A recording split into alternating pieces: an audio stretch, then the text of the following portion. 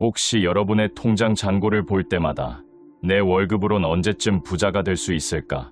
라는 절망감에 한숨 쉬지는 않으십니까? 팍팍한 현실 속에서 돈의 지혜를 갈망하는 수많은 평범한 직장인들과 주식 초보 여러분들을 위해 오늘 저는 여러분의 삶을 송두리째 바꿀 수도 있는 파격적인 투자 비밀을 공개할 것입니다. 부자 아빠 투자 불변의 법칙을 완성하고 500억 자산가가 된 일본의 한 마취가 의사의 감동적인 마지막 유산 이야기입니다. 그는 단돈 500만 원을 시작으로 30년 만에 무려 500억 원이라는 놀라운 자산을 일궈냈습니다. 하지만 더 충격적인 건 이 수익의 80%를 모두가 피하는 적자 기업에 투자해서 벌어들였다는 사실입니다. 인생은 돈이 전부가 아니지만 돈은 인생의 선택지를 늘려준다고 믿었던 이 일본의 부자 아빠가 말기암 선고를 받은 후 사랑하는 두 딸에게 남기고 싶었던 돈의 진정한 가치와 경제적 자유를 위한 500억 투자 비법들을 여러분과 함께 나누려 합니다. 500만 원으로 500억 투자 자산을 일군 일본 부자 아빠의 전략을 고스란히 흡수하고 싶으시다면 좋아요와 구독 한 번씩 눌러주세요. 제작에 큰 힘이 됩니다. 우리는 늘 안정적인 흑자 기업에만 투자하라는 조언을 귀에 못이 박히도록 들어왔습니다. 하지만 이 특별한 500억 자산가 아빠는 정반대의 길을 걸었습니다. 그는 마치 보물찾기를 하듯 시장에서 버려지고 모두가 외면한 2년 연속 적자 기업들을 찾아 나섰습니다. 왜 그는 위험을 감수했을까요? 그는 이미 빛나고 있는 우량주에는 미래의 기대감이 잔뜩 반영되어 있어 수익률이 낮다고 보았습니다. 오히려 적자 기업이야말로 저평가의 가능성이 무궁무진하며 남들이 공포에 질려 도망칠 때 용기를 내어 투자하면 폭발적인 수익을 얻을 수 있다는 것을 깨달았습니다. 그의 주식 투자 철학은 단순히 돈을 불리는 기술이 아니라 군중 심리를 거스르는 인생의 지혜 그 자체였습니다. 그의 삶은 어떠했을까요? 그는 500억이 넘는 자산을 소유했음에도 불구하고 여전히 주 2회만 병원에서 일하며 나머지 시간은 오로지 기업 분석에 바쳤습니다. 그의 하루 일과는 매일 아침 주가를 확인하고 직접 밥을 해 먹고 다시 투자할 종목을 깊이 있게 연구하는 지루하지만 꾸준한 습관의 반복이었습니다. 가장 최근 구매한 물건이 235만 원짜리 침구였을 정도로 그는 검소한 생활을 유지했습니다. 그에게 재테크란 일확천금의 도박이 아니라 30년간 매일 지켜온 루틴이자 인생을 건 책임감이었습니다. 사랑하는 딸들에게 경제적 자유를 물려주고 싶었던 이 아버지가 생애 마지막 순간에 남긴 500억 주식. 투자 원칙의 핵심은 바로 여기에 있습니다. 진정한 투자는 남들이 보지 못하는 가치를 찾아내는 용기, 그리고 그 가치가 빛을 발할 때까지 기다리는 인내다. 여러분도 이 500억 자산가의 불변의 법칙을 여러분의 돈 버는 습관으로 만들어 보십시오. 오늘 이 이야기가 여러분의 투자 마인드를 혁명적으로 변화시키고 향후 주식시장에서 경제적 독립을 이루는 결정적인 계기가 되기를 진심으로 응원합니다. 챕터 1. 500만 원을 500억으로 만든 역발상 투자의 진실. 이 투자자의 이야기는 20대 대학생 시절로 거슬러 올라갑니다. 의대생이었던 그는 과외 아르바이트로 모은 500만 원으로 주식 투자를 시작했습니다. 의사가 되고 싶어서라기보다 부자가 되기 위한 수단으로 의대에 진학했다는 그의 고백은 솔직하면서도 현실적입니다. 그는 의사로 일하면서도 투자에 집중할 수 있는 마취가를 선택했고 이는 그의 계획적인 인생 설계의 일부였습니다.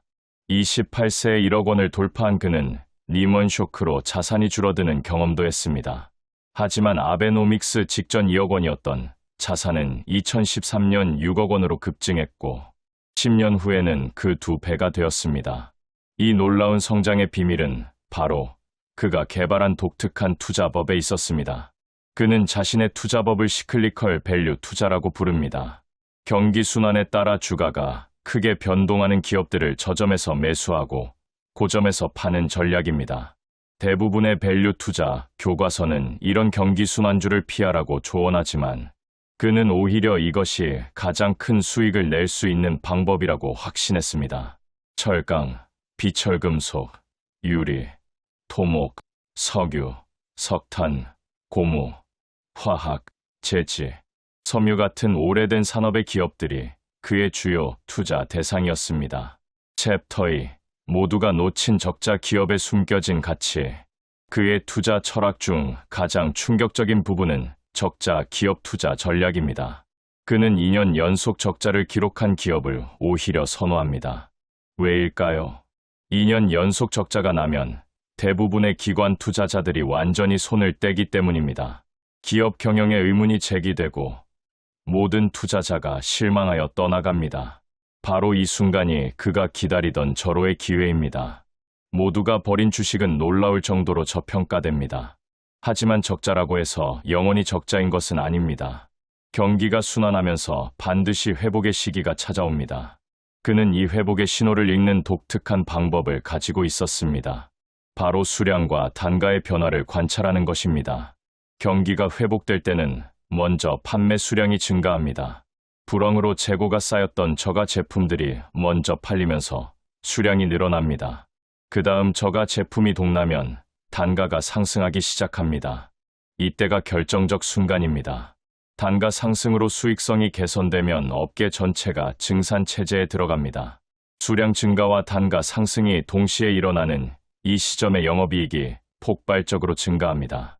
그는 이 신호를 놓치지 않기 위해 업계 뉴스를 철저히 추적하고 현장에서 일하는 사람들의 이야기에 귀 기울이며 설비 투자 동향을 분석합니다. 이런 신호들이 포착되면 그는 주저없이 매수 버튼을 누릅니다. 대부분의 투자자들이 여전히 위험하다고 생각하는 바로 그 순간의 말입니다. 챕터 3. 가치주 투자의 3가지 황금 전략. 그는 주식을 크게 4가지 유형으로 분류합니다. 성장주, 수익가치주, 자산가치주, 그리고 시클리컬 가치주입니다. 이 중에서 성장주 투자는 그의 방식이 아닙니다. 성장주는 높은 밸류에이션을 정당화할 만큼 계속 성장해야 하는데 예상만큼 성장하지 못하면 주가가 폭락하기 때문입니다. 자산가치주 투자는 기업이 보유한 자산 대비 주가가 저평가된 종목에 투자하는 방식입니다. 특히 오래된 기업들이 과거에 취득한 토지나 주식이 장부가보다 실제 가치가 훨씬 높은 경우가 많습니다. 그는 유가증권 보고서를 꼼꼼히 읽어 숨겨진 자산을 찾아냅니다. 예를 들어 도쿄 한복판의 토지가 평당 6,000엔으로 장부에 기록되어 있다면 이는 명백한 저평가입니다. 자산가치주의 단점은 언제 주가가 상승할지 알 수 없다는 것입니다. 그래서 그는 주로 여유, 자금을 자산가치주에 배치하고 기다립니다. 행동주의 투자자가 개입하여 자산 매각을 요구하거나 경영진이 자발적으로 자산을 현금화하면 주가가 급등합니다. 수익가치주는 안정적으로 이익을 내면서 조금씩 성장하는 기업에 투자하는 방식입니다. 그가 선호하는 수익가치주는 소매어, 특히 지역에서 출발해 전국으로 확장하는 기업들입니다. 그는 자신이 직접 매장을 방문하고 점포당 매출과 인건비를 계산하며 출점 여력을 분석합니다. 연구실이 아니라 현장에서 투자 아이디어를 찾는 것입니다. 그가 투자했던 가치야라는 돈가스 체인점은 그의 대표적인 성공 사례입니다.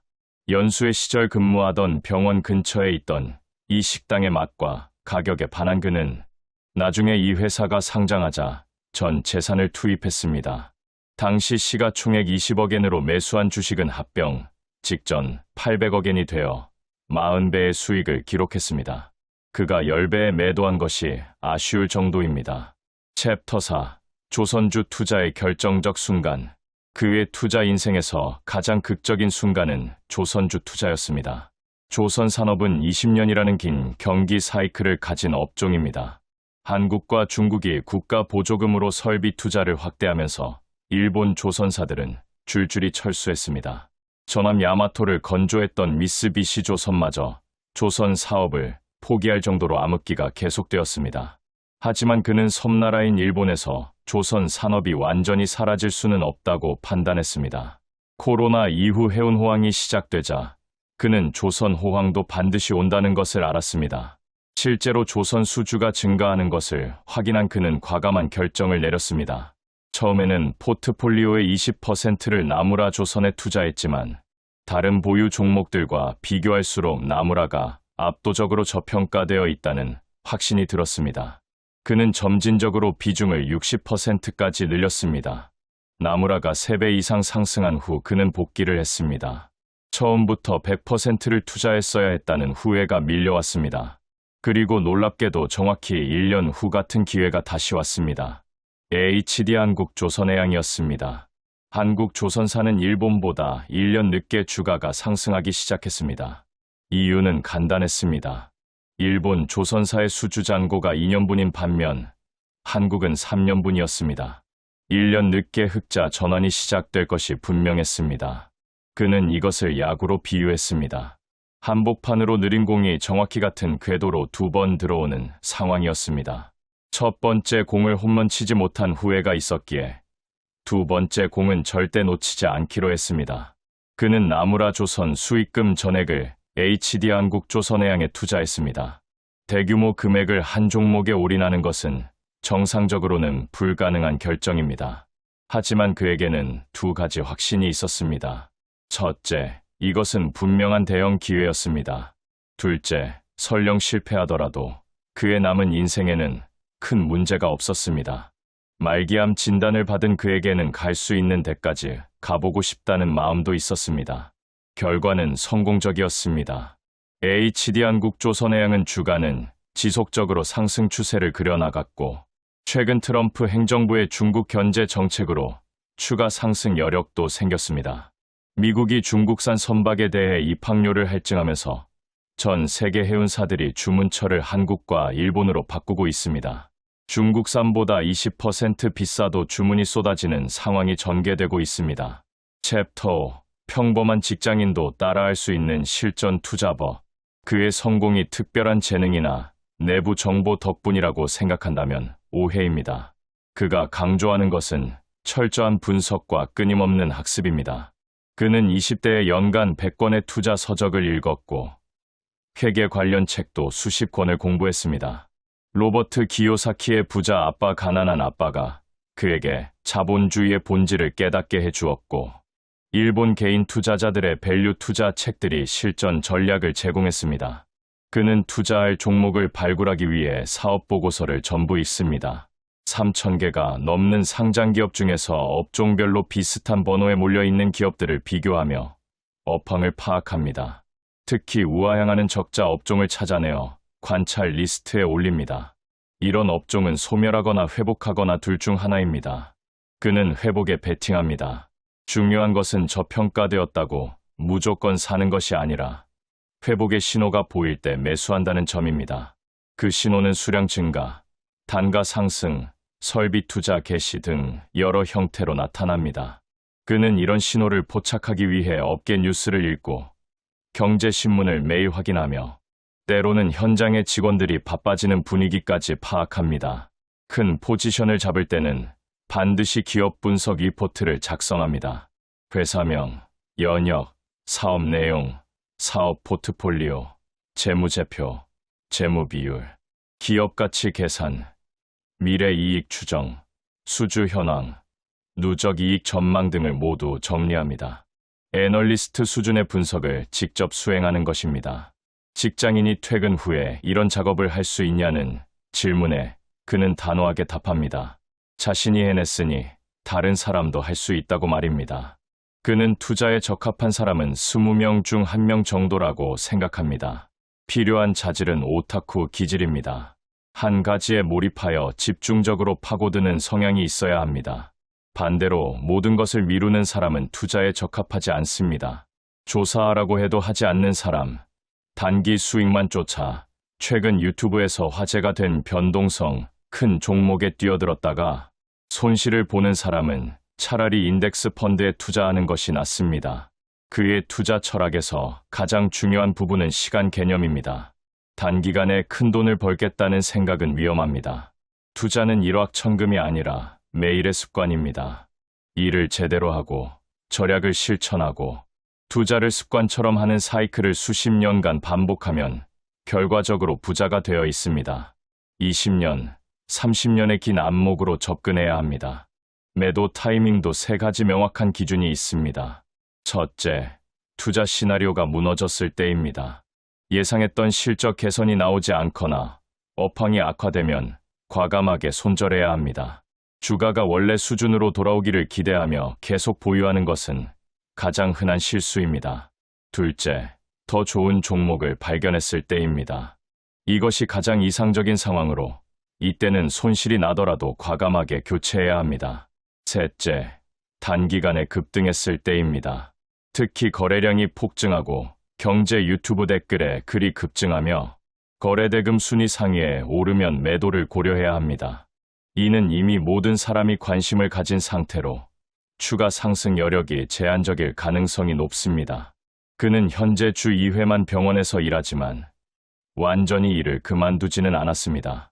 과거 큰 수익을 낸 후 일을 관두었다가 너무 삶이 무료하여 다시 복귀한 경험이 있기 때문입니다. 일과 투자의 균형이 그에게는 가장 이상적인 생활 방식입니다. 아침에 주가를 확인하고 식사를 준비하고 다음 투자 종목을 찾는 일상이 그를 살아있게 만듭니다. 500억 원이 넘는 자산을 가진 지금도 그의 삶은 소박합니다.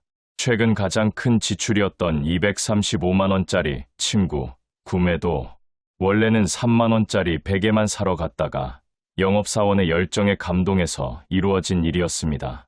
그에게 돈은 게임의 점수와 같습니다.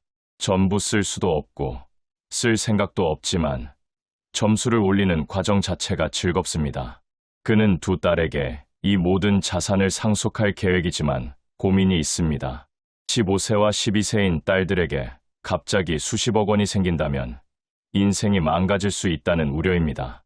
복권 당첨자들이 인생이 파탄나는 경우가 많듯이 젊은 나이에 큰 돈을 가지면 위험할 수 있습니다. 그래서 재단을 만들어 일정 나이가 될 때까지는 현금을 받을 수 없도록 하는 방법을 고려하고 있습니다. 그에게 가장 아쉬운 점은 시간입니다. 원래 60세까지는 투자에 전념하고 80세까지는 사회에 환원하는 삶을 살고 싶었습니다. 하지만 40대 중반에 말기암 진단을 받으면서 모든 계획이 앞당겨졌습니다. 딸들의 졸업식을 보고 싶다는 소박한 소망을 품고 그는 오늘도 치료를 받으며 투자를 계속합니다. 인생 마지막 날에 무엇을 하고 싶냐는 질문에 그는 주저없이 답합니다. 아침부터 주가를 확인하고 다음 투자 종목을 찾을 것이라고 말입니다. 주식 투자는 그에게 단순한 돈벌이 수단이 아니라 삶 자체이기 때문입니다. 그는 후회가 없다고 말합니다. 할 수 있는 모든 것을 다했기 때문입니다. 그가 남기는 메시지는 명확합니다. 부자가 되는 것은 일확천금이 아니라 매일의 습관입니다. 제대로 일하고 절약하고 투자를 습관처럼 하는 사이클을 수십 년간 반복하면 결과적으로 부자가 되어 있을 것입니다. 단기적 시각이 아니라 20년, 30년의 긴 안목으로 투자에 접근해야 합니다. 그의 투자법은 특별한 재능이 필요한 것이 아닙니다. 철저한 분석, 끊임없는 학습, 인내심, 그리고 역발상의 용기가 필요할 뿐입니다. 모두가 두려워할 때 기회를 보고 모두가 환호할 때 위험을 경계하는 자세가 핵심입니다. 적자 기업이라고 무조건 위험한 것이 아니고 흑자 기업이라고 무조건 안전한 것도 아닙니다. 중요한 것은 기업의 미래 가치와 현재 주가의 괴리를 정확히 파악하는 능력입니다. 말기암과 싸우면서도 투자를 멈추지 않는 일본 부자 아빠 의사의 이야기는 우리에게 많은 것을 시사합니다. 돈은 인생의 전부가 아니지만 선택의 폭을 넓혀주는 도구입니다. 그리고 그 돈을 만드는 방법은 유행이 아니라 체계적인 노력과 올바른 습관에서 나옵니다.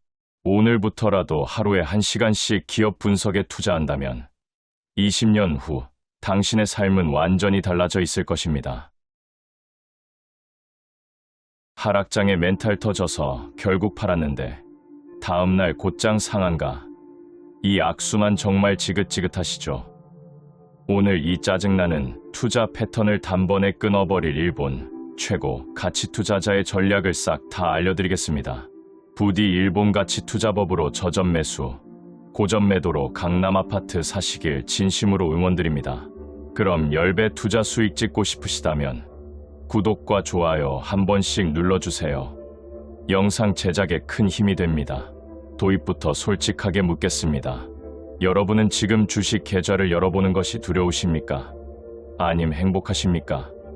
뉴스에서 경기 침체, 주가 폭락이라는 단어만 봐도 가슴이 철렁 내려앉고 결국 남들이 공포에 질려 던질 때 함께 패닉에 빠져 손해를 보고 계좌를 청산하는 악순환을 혹시 겪고 있진 않나요?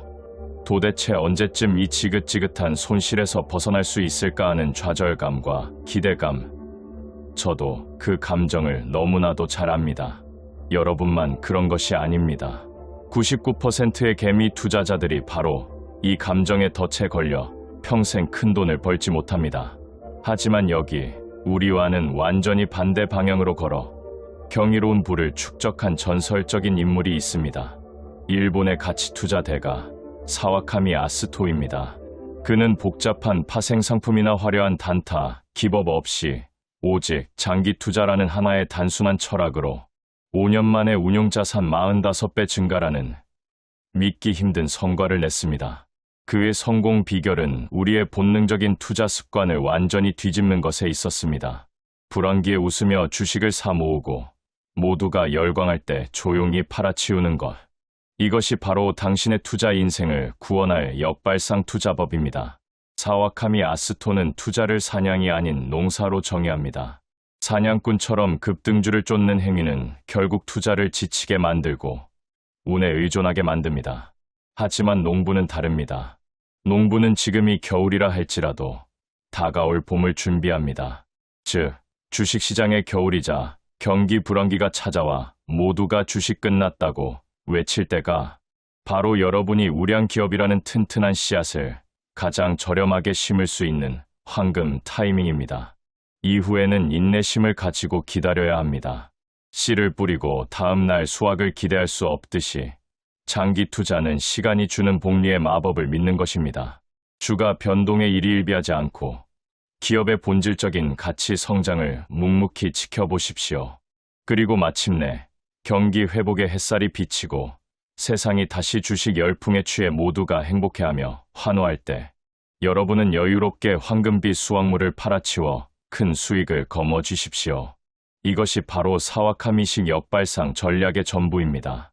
이제 당신의 공포와 탐욕을 잠재우고 장기적인 안목으로 주식시장을 대하십시오. 불황은 위기가 아니라 여러분의 자산을 폭발적으로 늘려줄 가장 확실한 기회입니다. 부디 가치 투자, 장기 투자법으로 큰 부를 일구시길 진심으로 응원합니다. 챕터 1. 불황이 최고의 투자 기회인 이유. 많은 투자자들이 착각하는 것이 있습니다. 경기가 좋을 때 주식을 사야 안전하다고 생각하는 것입니다. 하지만 실제로는 정반대입니다.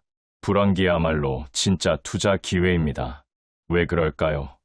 불황기에는 주가가 싼 것만이 아니라 기업들도 저금리로 자금을 조달할 수 있는 최적의 시기이기 때문입니다.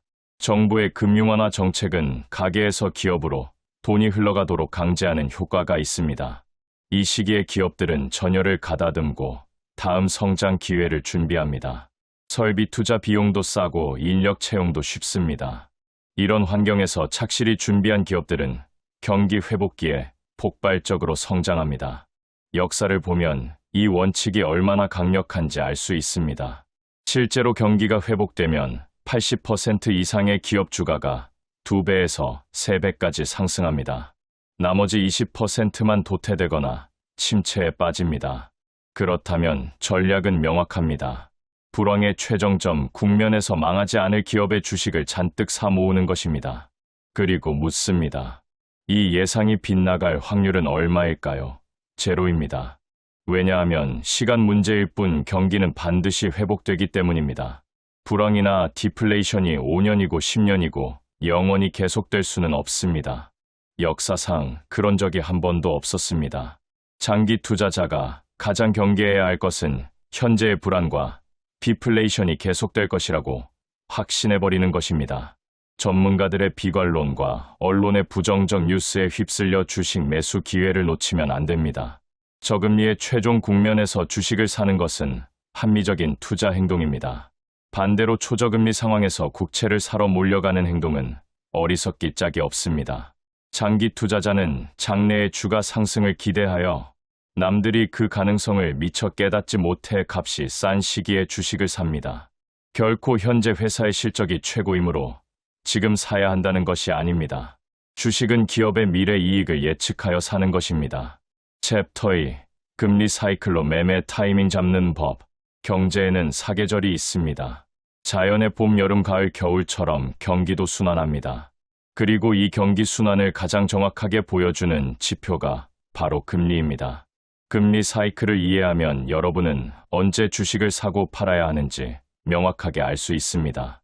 이것이 바로 주식 투자에서 성공하기 위한 철칙입니다. 금리 사이클은 이렇게 작동합니다. 먼저 고금리 시기가 옵니다. 이때는 기업들이 높은 금리 비용 때문에 사업 확대를 꺼립니다. 자금 조달이 부담스러워 기업 활동이 냉각되고 경기는 나빠집니다. 실업자가 늘어나고 언론에서 경기 대책을 요구하는 목소리가 커집니다. 바로 이 시점이 채권을 살 유일한 기회입니다. 고금리로 가게는 이자 수입이 많아 웃지만 기업은 파랗게 질립니다. 고이율 채권이 낮은 가격으로 시장에 굴러다니는 시기입니다. 한편으로는 다가올 주식 투자 시기를 대비해 기업 분석에 열중해야 합니다. 불황기에 각 기업이 어떻게 대응하는지 관찰하면 다음 경기 회복기에 어떤 기업이 빛날지 예측할 수 있습니다. 다음은 저금리 시기입니다. 금융완화 정책으로 예금 금리가 낮아지면 채권을 팔고 주식을 살 때입니다. 저금리 정책으로 가계에서 기업으로 소득 이전이 진행됩니다. 아직 실적 수치에는 나타나지 않지만 시간 문제로 기업 실적 향상이 표면화될 것입니다. 이것은 경기가 상승 기조에 들어섰음을 시사합니다. 불경기 저금리일 때는 주가가 쌉니다. 이때가 주식을 잔뜩 사 모을 절호의 기회입니다. 실제로 경기가 회복되면 내버려 두어도 대부분 주식이 두세 배가 됩니다. 경기 확대와 함께 실적이 증가하는 종목들이 속출하면 여유, 자금을 동원해 최대한 사 모읍니다. 주식 투자에서 가장 재미있는 단계입니다. 보고 있는 것만으로도 즐겁습니다. 내버려 두어도 투자 수익이 쌓여가기 때문입니다. 국채에 몰려있던 대량의 자금이 주식으로 이동하면 엄청난 매수 에너지가 됩니다. 주식 시장의 대세 상승이 현실이 됩니다. 많은 사람들이 금리 상승은 주가의 마이너스라고 하는데 그것은 경기가 과열되어 금리가 상당히 높아진 국면에서의 일입니다. 거기까지는 과감히 주식을 사 모으면 됩니다. 마지막으로 경기 과열기가 옵니다. 경기가 상당히 과열되고 인플레이션 우려의 목소리가 들려오면 주식 투자 비중을 줄이기 시작해야 합니다. 이때부터 주가 상승은 힘이 넘치기보다 신경질적인 움직임을 보입니다. 정부 관료들이 인플레이션을 우려하는 발언을 하거나 기업 수익 전망을 하향 수정하는 악재가 나오면 주가는 과잉 반응하며 급락합니다. 여기서 장기 투자자는 이것저것 생각할 것 없이 주식을 바로 팔아야 합니다. 이제부터는 큰 이익을 기대할 수 없습니다. 섣부른 욕심으로 상승 시세의 끝장을 보려다가는 뒤에 가서 울게 됩니다. 이익 실현한 자금은 단기로 운용하거나 머니마켓 펀드에 넣어두면 됩니다. 금리 수입만으로도 충분히 매력적입니다. 그러는 사이 다시 고금리로 경기가 하강 국면에 돌입하고 현금이나 머니마켓 펀드에서 장기 채권으로 이동합니다. 이렇게 순환이 반복됩니다. 챕터 3. 폭락장에서 부자 되는 비밀. 주식 투자에서 가장 중요한 원칙은 쌀 때 사서 비싸게 파는 것입니다. 누구나 아는 상식이지만 실천하는 사람은 극히 드뭅니다. 왜 그럴까요? 쌀 때는 매도 압력이 엄청나기 때문입니다. 모두가 팔고 싶어하는 공포의 시기에 혼자 사기란 정말 어렵습니다. 하지만 바로 그 순간이 진짜 기회입니다. 폭락 시세를 자세히 관찰해보면 흥미로운 패턴이 있습니다. 폭락 직후 이 순간에 살 수 있는 사람은 거의 없습니다. 대다수 투자자들은 시세가 안정되기를 기다렸다가 사려고 합니다. 그러나 시세가 안정을 되찾는 것을 보고 있는 동안 주가는 금세 올라가 버립니다. 허둥지둥 추격 매수를 했지만 이미 바닥에서 10% 이상 상승한 뒤입니다. 왜 이런 일이 벌어질까요? 대량의 자금을 운용하는 기관 투자자들 때문입니다. 시세가 폭락하는 것은 엄청난 매도 압력 때문입니다.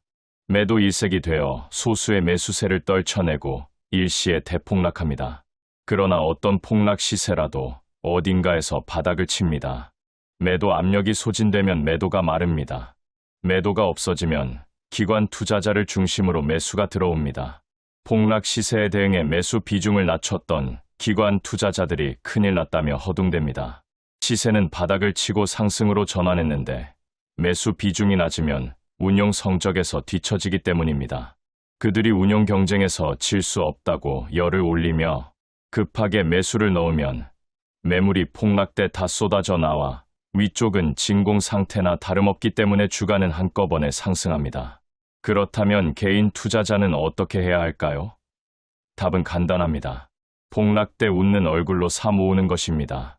5년 정도 보유하고 싶은 기업의 주식이라면 폭락장에서 주저없이 매수하면 됩니다. 자신이 좋아하는 5개에서 10개의 종목을 이런 패턴으로 단순히 매매해도 충분한 투자 수익을 얻을 수 있습니다. 결과적으로는 기관 투자자보다 오히려 나은 성과를 거둘 것입니다. 여기서 중요한 구분이 필요합니다. 시세의 폭락은 모종의 이유로 돌발적으로 발생하지만 일시적인 현상이며 회복하기 시작하면 빠릅니다. 한편 장기 하락 시세는 대형 상승 시세 뒤에 종종 나타납니다. 이쪽은 급락 국면이 적당히 나타나면서 질질 끌려 내려갑니다. 따라서 폭락했다고 해서 무조건 매수하면 순식간에 매도세를 만나 큰 손실을 볼 수 있습니다. 구별법은 이렇습니다.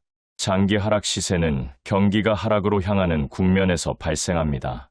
경기 후퇴기에는 주식을 사면 안 됩니다. 그때는 채권을 사야 합니다. 반면 폭락 시세는 경기 바닥이 가까워져 주가가 상승 추세에 들어가기 시작하는 시기에 발생합니다. 경기는 휘청거리면서도 회복 기조를 보이고 있는데 경기 회복에 대해서는 아직 회의적인 시각이 대부분일 때입니다. 작은 외부 상황 변화에도 다 같이 팔자가 됩니다. 그러나 이것은 눈앞의 현상에 지나지 않습니다. 오히려 장기 상승 시세의 초기 단계에서 가격을 다지는 조정 국면이 되어주고 있는 것입니다. 챕터 4. 경기 변동으로 자산 10배 불리기. 경제는 합리적인 수준을 항상 지나쳐갑니다. 불황을 극복하고 호황으로 넘어갈 때도 불이 붙기 때문에 가속되면서 합리적인 수준을 지나쳐버립니다. 호황에서 불황으로 가라앉을 때에도 밑바닥으로 직행하는 것이 보통입니다. 모두가 필사적으로 달아나기 때문에 합리적인 수준 같은 것은 아무도 의식하지 않은 채 불황에 돌입합니다. 경제의 대부분은 호황의 프리미엄 상태나 불황의 디스카운트 상태에 있습니다. 따라서 투자는 디스카운트 시기에 매수를 고려하고 프리미엄 시기에 매도를 고려하는 것이 기본입니다. 호황기란 돈의 순환이 잘 되는 때입니다. 수입이 늘면 대범해져서 누구나 쉽게 지갑을 엽니다. 모두가 쉽게 돈을 쓰니 소비 전체의 규모가 확대됩니다. 소비가 확대되면 기업의 투자도 늘고 고용 조건도 좋아집니다. 잔업도 증가하고 임시 수입도 발생합니다. 돈의 순환은 더욱 좋아지고 소비가 한층 확대됩니다. 이 호순환이 계속되면 경기 상승의 속도는 빨라집니다. 인간의 욕망은 끝이 없습니다. 조금 더, 조금만 더라는 욕망이 인간을 부추깁니다. 멈출 곳을 모르는 욕망의 팽창이 경제를 나선형으로 확대시킵니다. 그러나 호경기도 얼마 동안 계속되면 당연한 것처럼 생각하게 됩니다. 많은 사람들은 욕망의 크기가 자꾸 부풀어 오릅니다. 여기서 내친김에 승부를 걸지 않으면 언제 하나라며 조급해합니다. 주위를 보니 모두 서두르고 있습니다. 버스를 놓칠지도 모른다는 분위기가 고조되면서 경기 상승의 속도는 더욱 높아집니다. 상승 기류에서 뒤처질지 모른다는 조급함이 사회 전체의 열병처럼 퍼집니다. 이런 상태에 도달하면 욕망의 눈이 멀어 돈이 벌릴 것 같은 일이라면 어디든 손을 댑니다. 그러던 어느 날 갑자기 모든 것이 반전됩니다. 지금까지의 호재는 어디로 갔는지 사람들은 한시라도 빨리 팔겠다고 분주합니다. 모든 사람이 앞다투어 팔아치우기 시작하고 남은 것은 나락의 밑바닥으로 직행하는 것뿐입니다. 한번 내리막길에 접어들면 빠릅니다. 눈 깜짝할 사이에 믿어지지 않을 정도로 낮은 수준까지 내려가 버립니다. 경기가 과열 기미를 보이게 됨에 따라 금리 상승은 자연히 가속됩니다. 이제부터는 금리 비용이 점점 높아질 것입니다. 사업과 투자의 위험도 커집니다라는 경고를 시장이 주고 있는 것입니다. 금리 상승은 기업에서 가계로 소득을 이전시킵니다. 이것은 기업의 사업 확장 의욕을 진정시키는 작용이 있습니다. 다시 고금리 상태로 돌아옵니다. 개인과 가게는 이자 수입이 많아 웃는 얼굴이 되고 기업은 금리 비용 압박으로 사정이 어려워집니다. 그러는 동안 경제 활동은 둔해지고 경기는 냉각됩니다. 투자가는 불황이 계속되어 디스카운트 상태에 있는 동안 충분히 사모아야 합니다. 상승이 시작되고는 기세가 붙어 도저히 따라잡을 수 없기 때문입니다. 마찬가지로 팔 때도 프리미엄 상태가 되면 빨리 팔아야 합니다. 그러지 않으면 하강 국면은 너무도 빨라 팔 수가 없습니다. 이러한 경기 사이클을 따라잡는 일이야말로 주식 투자의 철칙입니다. 자산 배분 전환도 중요합니다. 가장 합리적인 운용은 경기 즉 금리 사이클에 맞춰 주식, 현금, 채권, 그리고 다시 주식 순으로 운용 대상을 이동해 가는 것입니다. 고금리 때는 채권을 삽니다. 저금리가 되면 채권을 팔고 주식을 삽니다. 경기가 상당히 과열되면 주식을 팔고 현금이나 머니마켓 펀드에 넣어둡니다. 다시 고금리기가 도래하면 채권을 삽니다. 이렇게 자연의 순환에 맞춘 듯한 자금 배분의 전환은 투자 운용의 기본 중의 기본입니다. 자연의 은혜는 태양이 가져다 주지만 투자 수익은 경기 변동의 기복과 금리 사이클이 가져다 줍니다. 챕터 5. 장기 투자자가 되는 7가지 조건. 이제 구체적으로 어떤 자질이 필요한지 알아보겠습니다. 첫째, 실적이 나쁠 때 매수에 나설 수 있어야 합니다. 기업에도 이익 성장 사이클이 있습니다. 어떤 고성장 기업이라도 일직선으로 우상향 성장을 할 수 없습니다. 수없이 성장의 벽을 만나고 그것을 극복하며 다음 성장 단계로 나아갑니다. 기업의 이익 성장 곡선은 구불구불합니다. 선행 투자기와 이익 회수기가 반복됩니다. 대부분 투자자는 이익 회수기에 몰려듭니다. 실적 향상을 보고 모두 한꺼번에 삽니다. 하지만 이것은 큰 잘못입니다. 실적 향상은 어디까지나 결과입니다. 선행 투자기를 거친 결과로서 이익 회수기라는 결실의 가을을 맞는 것입니다. 장기 투자자는 기업의 선행 투자기를 주시해야 합니다. 선행 투자기가 끝나는 시기를 놓치지 말고 제때 사야 합니다. 둘째, 최악의 실적에서 사고 최고 실적에서 팔 수 있어야 합니다. 기업이 선행 투자하고 있는 동안은 실적도 재무 상태도 악화됩니다. 선행 투자의 최종 단계가 기업에 있어서는 가장 힘든 시기입니다. 설비 투자나 판매망 확충을 위한 비용 증가와 함께 금리 부담과 감가상각비가 증가합니다. 이익금은 바닥을 치고 재무 내용도 심각한 상태가 됩니다. 이익 회수기에 들어오면 상황은 급변합니다. 신설 공장이 가동되어 생산 증대와 판매 확대의 효과가 일시에 표면화됩니다. 표면 수치가 나쁠 때는 모두가 팔기 때문에 주가는 쌉니다. 장기 투자자는 이때 재빨리 매수에 나섭니다. 반대로 실적이 3기 연속 최고를 갱신했다는 보도가 나올 때는 냉정해야 합니다. 다음 선행 투자기가 가까워졌다면 서둘러 매도에 나서야 합니다. 셋째, 시세의 움직임보다 빠른 행동이 가능해야 합니다. 주가는 항상 실적에 앞섭니다. 경험상 주가는 실적 동향을 반년에서 1년 정도 앞서서 움직입니다. 왜 그럴까요? 매수세가 몰리기 때문입니다. 실적이 좋아질 것이라는 예측이 나오기 전에도 모종의 이유로 매수세가 몰리면 주가는 껑충 상승합니다. 줄곧 팔리고 있었기 때문에 상승 재료에 민감해져 아주 작은 매수로도 충분히 뛰어오릅니다. 실적 확인을 하다가는 뒷북만 칩니다. 장기 투자자는 경제의 커다란 흐름을 예측하고 미리 행동에 나섭니다. 단지 그것뿐인데도 결과적으로는 주가의 바닥 부분에서 사서 천장 가까이에서 팔게 되는 일이 많습니다. 넷째, 불황에도 웃으며 매수할 수 있어야 합니다. 미국의 평균 주가는 1982년 8월부터 17년 반 동안이나 거의 일직선의 상승을 보였습니다. 연평균 17.4%의 상승률을 17년 반이나 지속적으로 유지했습니다.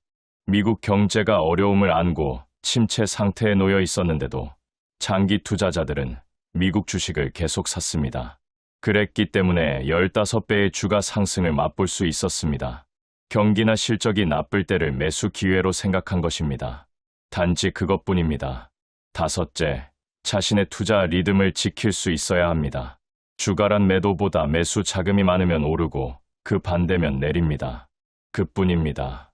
주가는 단순히 매도와 매수 간 역학관계의 표현일 뿐입니다.